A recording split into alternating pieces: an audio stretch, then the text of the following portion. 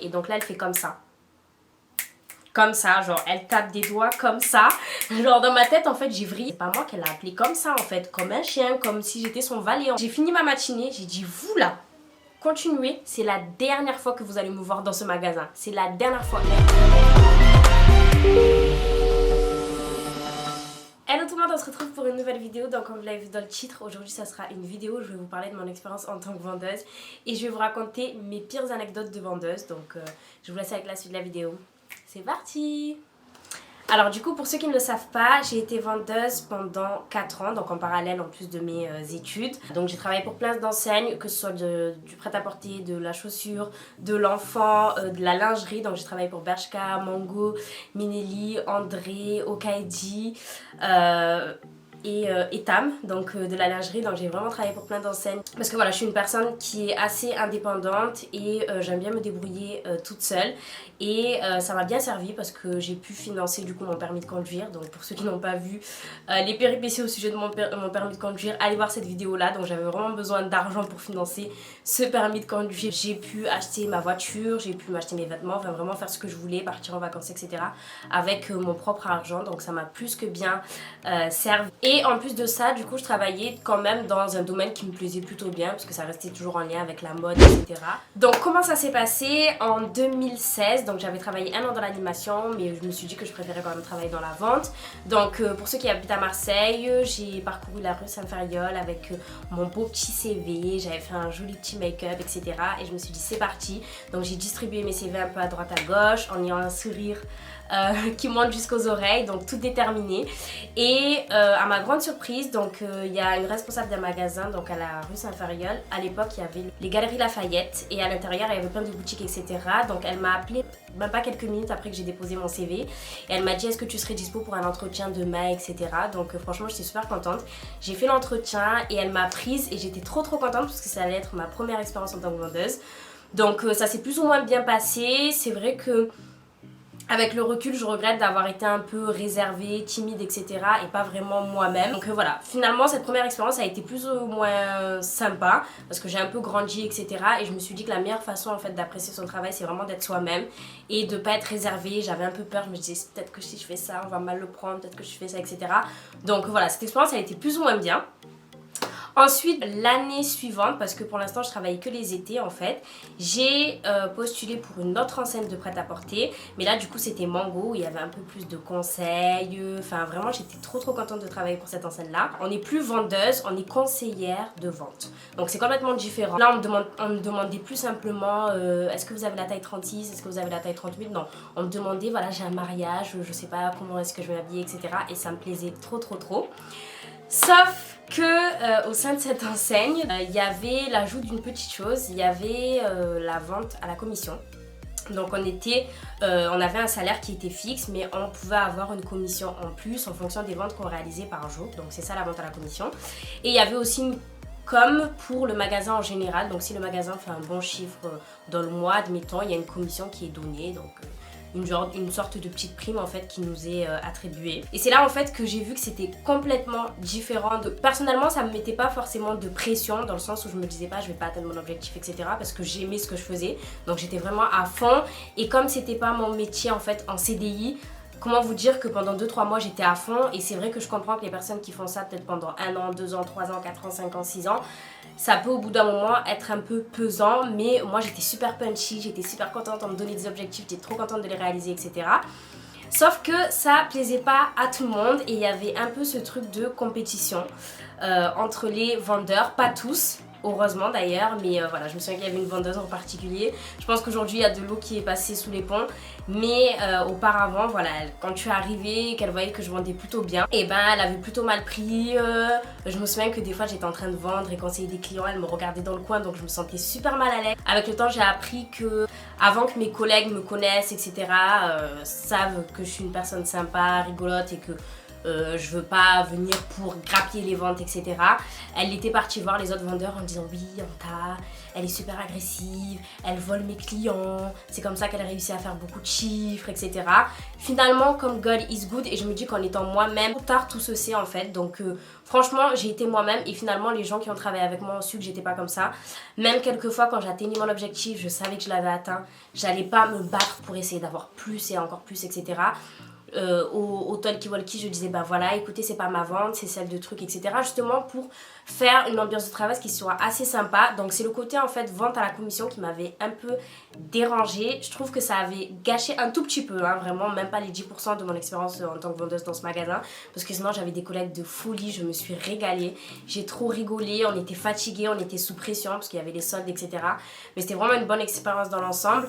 Mais le petit bémol qui quelquefois était un gros bémol dans la journée, c'était la vente à la commission qui créait un peu des petits conflits entre les vendeuses, etc. Donc petit conseil au sujet de cette première expérience en tant que vendeuse, soyez toujours vous-même. J'ai été moi-même, j'ai été souriante, j'ai été sympa, j'ai été honnête parce que moi je vendais pas uniquement pour atteindre mon objectif, mais je vendais parce que j'étais contente que les clientes repartent avec des articles qu'elles vont porter. Je leur vendais pas tout et n'importe quoi en fait, alors que je chantais quelquefois, des fois une cliente pouvait mettre n'importe quoi et elle lui dit oui ça va super bien ensemble juste pour atteindre son objectif. Enfin on voyait des fois que c'était complètement différent et je me dis qu'au final ça paie. Donc soyez vous-même, soyez spontané. Ensuite après cette expérience j'ai travaillé donc dans la chaussure et là c'était ma première expérience dans la chaussure, donc j'étais trop contente. J'ai appris du nouveau vocabulaire en matière de chaussures, les talons, enfin il y avait vraiment du vocabulaire particulier, je m'étais bien documentée, etc. Et franchement j'avais kiffé cette expérience en tant que vendeuse, même si pareil il y avait encore la vente à la commission. Et il a fallu toujours un temps d'adaptation pour que les gens comprennent qu'on n'est pas là pour se battre, que moi je suis pas là pour grappiller vos ventes, etc. Enfin ils sont un peu en compétition au début. Il y en a toujours une, je sais pas comment ça se fait, toujours une personne qui vraiment est taxée sur la vente, sur les chiffres, etc. Et les autres, donc heureusement qu'il y a d'autres vendeurs qui voilà sont super sympas, sont là pour conseiller, pour vendre, faire leur travail et ensuite rentrer chez eux. Du coup la responsable de cette boutique de chaussures m'avait plutôt bien appréciée, sauf qu'elle pouvait pas avoir de contrat étudiant. Donc ce qu'elle a fait c'est qu'elle a contacté la responsable du même magasin à Aix-en-Provence. Donc là c'était la première fois que je faisais travail et cours en même temps. Donc quand je terminais les cours sur Aix-en-Provence, je mangeais rapidement et j'allais travailler quand j'avais pas cours les après-midi. Et un jour en fait il y a la responsable d'un magasin juste à côté qui est passée du coup dans le magasin où je travaillais parce qu'elles étaient collègues en fait les deux responsables. Et en fait il faut savoir que les deux enseignes c'était des enseignes du même groupe, donc le groupe Vivarté. Du coup elle discute avec elle, etc. Comme d'habitude hein, régulièrement elle passait dans le magasin et elle lui dit là je suis embêtée et tout, il y a une vendeuse qui m'a lâché, nanani nanana. Et du coup ma responsable me regarde comme ça, elle me dit du coup Anta t'es dispo telle et telle date? Et elle lui dit je lui dis oui je suis dispo. Donc finalement je me suis retrouvée à travailler dans deux magasins à la fois. Donc quand l'une et l'autre avaient besoin de moi, je travaillais dans les deux magasins. Vraiment kiffé cette expérience parce que là du coup j'étais dans un magasin du même groupe, mais là c'était un peu plus qualitatif en fait en termes de vente en fait, de ce qui était vendu c'était un peu plus qualitatif. Donc ça c'était de la chaussure, c'était Minelli. Je travaillais dans les deux magasins et je faisais les cours en même temps. Donc comment vous dire que j'étais morte, mais que j'étais vraiment épuisée. Vraiment je me souviens que cette période là c'était assez compliqué. J'étais vraiment fatiguée. Je me souviens on avait pas mal d'examens, de contrôles, de travaux de groupe et tout. Et je dormais toujours à 3h du matin. Des fois pendant les cours je dormais sur la table. Enfin, c'était assez compliqué. Vraiment j'étais épuisée mais je me disais que ça en valait la peine. Et je suis quelqu'un qui aime pas trop rester sans rien faire. Donc il fallait que je m'occupe et que je trouve une occupation. Sauf que là l'occupation commençait à prendre plus de poids sur mes cours en fait. Je me suis dit en fait stop. Tu n'arrives plus, en fait tu arrêtes, sauf que je me dis que ça allait être super compliqué, moi qui aime bien être super indépendante et tout. Comment est-ce que je vais faire pour survivre entre guillemets alors que j'habite chez mes parents, tout se passe bien, etc. Mais j'avais pris pour habitude que quand je veux un truc, je l'achète toute seule. Quand je veux me faire plaisir, je le fais toute seule sans demander quoi que ce soit. Et là, me dire que je reviens dans le cadre d'enfant, etc. C'était assez compliqué mentalement. Mais j'ai arrêté pour vraiment mettre mes études en priorité. Et ça tombait bien parce que finalement, je commençais un peu à en avoir marre de la clientèle un peu aixoise, bon chic, bon genre. Je me souviens qu'une fois, il y a une cliente en fait qui voulait faire appel à moi, donc qui était venue chercher des chaussures avec son mari. Donc son mari est assis, elle regarde un peu les modèles et donc elle veut m'interpeller pour que je lui donne des conseils. Et donc là elle fait comme ça. Comme ça, genre elle tape des doigts comme ça. Genre dans ma tête en fait j'ai vrillé, je me suis dit mais attends, enfin, je suis vraiment restée bloquée comme ça. Et je me suis dit en fait c'est pas moi qu'elle a appelé comme ça en fait, comme un chien, comme si j'étais son valet en fait. Donc elle a tapé comme ça pour que je vienne. Et je sais pas si vous voyez dans la chaussure, déjà on a une posture où on doit se baisser pour sortir la chaussure, etc. Donc déjà on est en position, je trouve, quand même d'infériorité. Donc si en plus tu m'appelles comme ça et moi je suis censée venir t'apporter la chaussure, donc me baisser et tout comme ça, je me suis dit en fait c'est pas possible. Donc ce qui s'est passé, que j'ai dit à ma collègue, je peux pas m'occuper de cette cliente là, elle vient de m'appeler comme ça, donc je peux pas m'occuper d'elle, il faut que tu prennes le relais. Donc du coup ma collègue a pris le relais, s'est occupée d'elle. Et avec le recul, je me dis que franchement j'en ai pas assez fait. Je trouve que c'était anormal en fait qu'elle m'appelle comme ça. À l'heure actuelle, si elle m'aurait claqué des doigts comme ça, déjà je serais partie la voir pour lui expliquer qu'en fait que je suis une vendeuse et qu'il y a un minimum de respect à avoir, qu'elle n'a pas à claquer des doigts comme ça pour m'appeler. Et j'aurais insisté aussi pour que ma collègue ne la serve pas en fait. Et lui explique en fait que c'est pas normal. Ou aussi il y a eu plein d'autres histoires où des fois j'avais des petites réflexions un peu racistes que je comprenais pas forcément au début, mais après tu vois, c'est le genre de petites blagues comme ça que tu fais et après tu dis ah merde, en fait le mec il vient de m'insulter mais je m'en suis même pas rendu compte. Donc je me souviens qu'il y avait des promotions sur les chaussures. Donc il y avait les marrons, les bordeaux, les noirs. Les noirs sont toujours moins soldés, si vous remarquez bien. Les noirs c'est des chaussures qui se portent le plus souvent, donc elles sont moins soldées que les autres. Donc admettons, s'il y a moins 50% sur les bordeaux, il y aura moins 20% sur les noirs. C'est comme ça, c'est pas moi qui détermine les prix, etc. Et donc il y a un petit vieux papy là qui vient comme ça, il me dit mais pourquoi les noirs du coup sont pas soldés? Bah, je lui explique, je sais plus ce que je lui ai expliqué, mais je lui dis voilà, il y a des promotions qui sont fixées, donc malheureusement on peut pas avoir les moins 20%. En plus moi je suis toujours sympa dans la vente, j'étais super souriante, même des fois dans ma tête j'étais morte, j'avais trop mal aux pieds, mais physiquement des fois je mettais un masque et ça se voyait pas du tout, donc j'étais comme ça mais non monsieur, voilà, je rigolais, je disais bon, on peut pas avoir la remise sur celle-ci malheureusement, peut-être une autre fois vous pourrez nanani nanana, donc j'essaie un peu de déconner et tout. Et le mec il me dit ah oui c'est vrai que généralement les noirs c'est toujours plus cher, un truc comme ça. Je sais pas si c'était ça exactement la phrase, mais en gros il faisait référence en fait à l'esclavage où on achetait les noirs, un truc comme ça. Et sur le coup j'avais pas compris et le mec en fait est parti.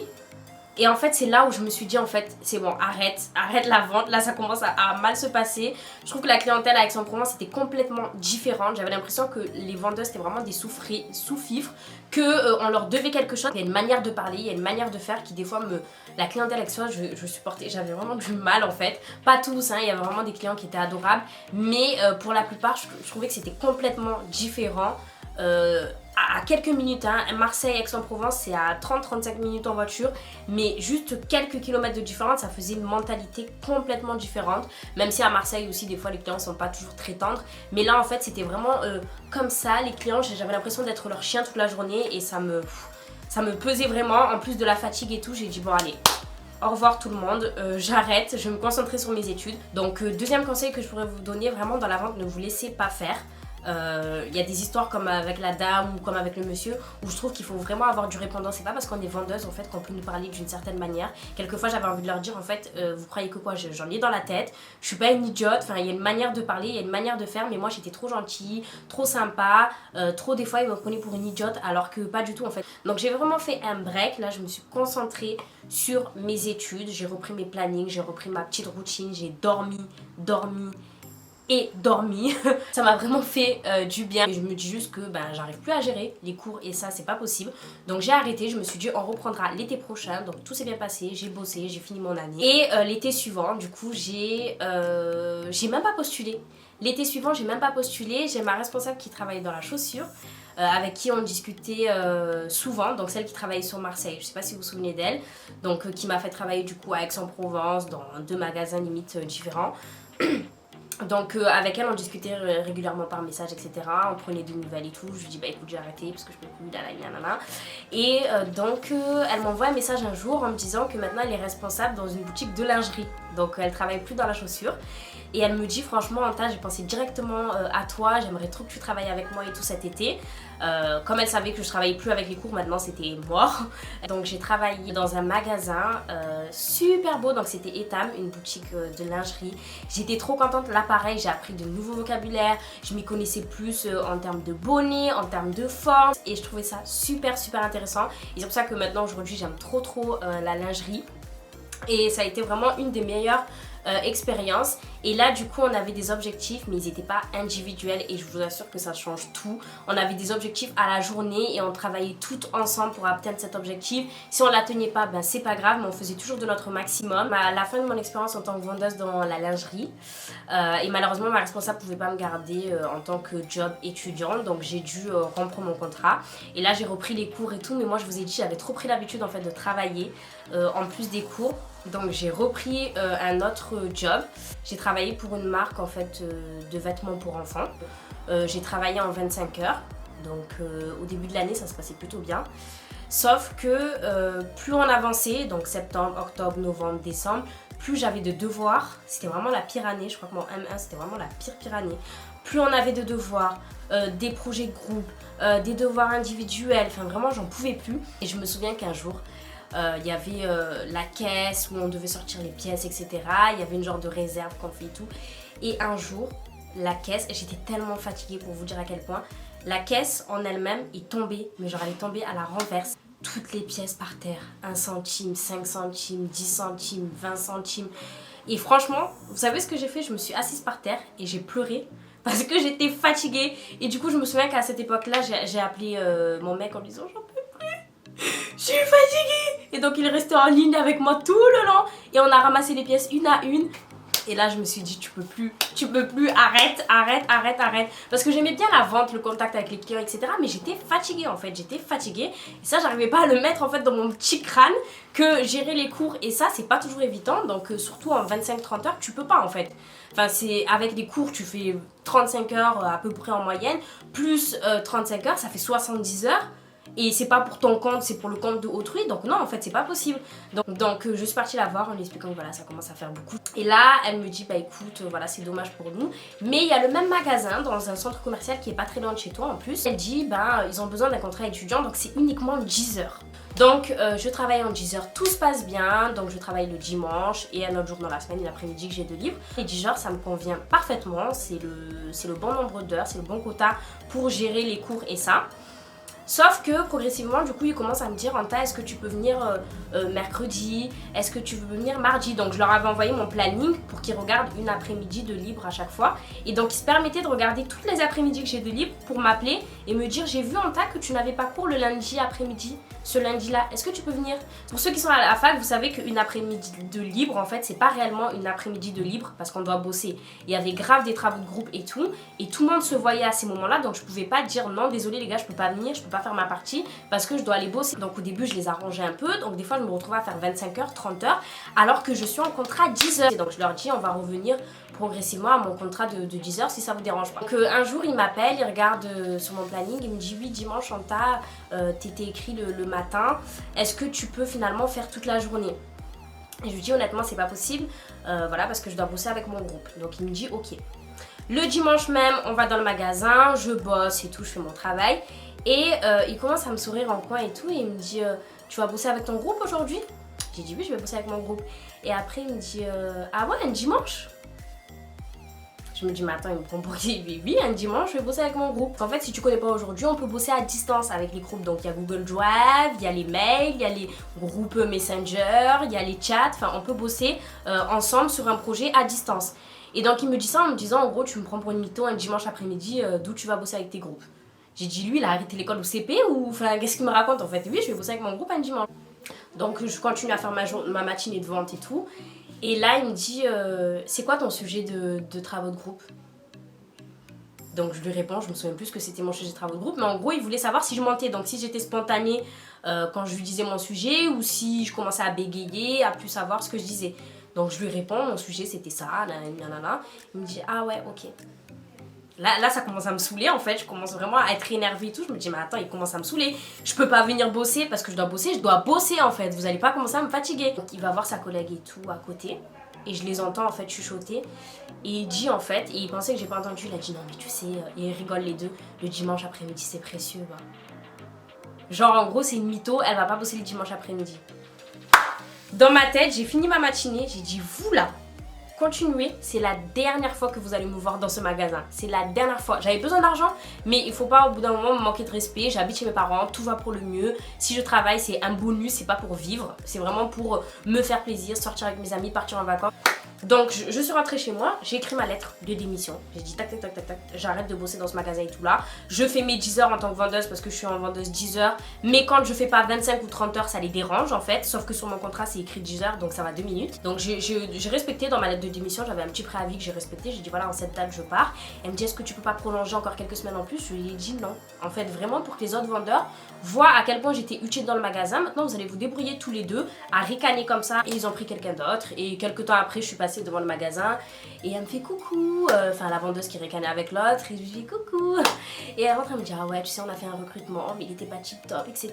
Franchement, ça serait trop bien que tu reviennes, etc. Je dis ah ouais, mais non, là, je peux plus, je mets mes études en priorité. Et ça a été ma dernière expérience en tant que vendeuse. Donc, vraiment, pour vous dire que dans la vente, il faut vraiment pas se laisser faire. Moi, ce que je regrette le plus dans mon expérience en tant que vendeuse, donc pendant ces 4 années, parce que j'ai commencé quand même en 2016, c'est vraiment d'avoir été trop gentille. Voilà, quand on m'appelait en me disant tu peux venir, bah je dis oui. Je pouvais être occupée avec ma famille, bah je venais. Donc le jour où vous commencez à les habituer comme ça, les responsables, les collègues et tout, le jour où vous leur dites non, bah, ils sont choqués. Je regrette pas, au contraire, d'avoir été moi-même, donc super spontanée et sympa, parce que ça a toujours bien payé, comme je vous l'ai dit. Grâce à une seule responsable, en étant sympa avec elle, en faisant mon job comme il faut, j'ai pu travailler dans 3 enseignes différentes. Là, je vous ai raconté les pires anecdotes, les trucs qui peuvent énerver, etc. Mais il y a eu énormément de positifs quand même. J'ai rencontré des personnes formidables. C'est une expérience avec laquelle j'ai grandi. Il y a des trucs que j'ai supportés pendant ces 4 années qu'aujourd'hui je ne supporterai pas du tout. Donc j'ai gagné quand même en tempérament. J'ai beaucoup d'aisance à l'oral, c'est en partie grâce à ça parce qu'en étant vendeuse, je parlais avec tout le monde, j'étais assez sociable, je rigolais, j'ai évolué. Il y a 4 ans, j'étais complètement différente de aujourd'hui et c'est en partie grâce à cette expérience en tant que vendeuse. Donc il n'y a pas que du négatif, il y a même plus de positif que de négatif. Mais voilà, j'espère que cette vidéo vous aura plu, qu'elle aura été utile notamment pour les personnes qui veulent travailler dans la vente. C'est vrai que souvent les personnes me disaient comment tu fais pour travailler pour autant d'enseignes, etc. J'y allais tout simplement, j'ai imprimé plein de CV, j'y allais avec le plus grand smile du monde, je montrais que j'étais déterminée. Et si on le fait sur plus d'enseignes, on a plus de probabilité d'être prise. Et j'avais une petite technique aussi, si je peux vous la conseiller, c'est que des fois, je sais pas, admettons je veux travailler dans un magasin qui vend des baskets, je n'ai jamais fait jusqu'aujourd'hui, mais j'aurais sorti ma dernière paire de baskets pour montrer que je m'y connais un tout petit peu. Donc là, quand j'allais travailler dans la chaussure, admettons chez Minelli, j'ai mis une belle paire de sandales à talons en cuir pour montrer que je m'y connaissais un tout petit peu. Et ce que je faisais avant chaque entretien, je me renseignais bien sur l'histoire de la marque, sur les collections qui étaient sorties ces derniers temps. Enfin, j'essaie vraiment de m'imprégner de l'univers pour quand j'allais me rendre à l'entretien, pour montrer que je m'y connais. Et aussi un autre conseil, il faut vraiment aimer la vente, je pense, vraiment aimer le contact avec les gens pour se dire qu'on veut être vendeuse. Donc c'est vraiment les petits conseils que je peux vous donner. Et voilà tout pour cette vidéo, je veux retracer un peu mon expérience en tant que vendeuse. Voilà, et je vous raconter un peu les mille et une péripéties et un peu mes anecdotes. J'espère que cette vidéo vous aura plu et qu'elle aura été utile notamment pour les personnes qui sont vendeurs ou vendeuses actuellement ou qui veulent travailler dans ce domaine-là. Si cette vidéo vous a plu, n'hésitez pas à liker cette vidéo, à la partager, à la commenter. N'hésitez pas aussi à vous abonner à ma chaîne, donc c'est juste en bas en fait. N'hésitez pas aussi à me suivre sur les réseaux sociaux, Instagram, All Things Anta et Snapchat Antaro. Bisous!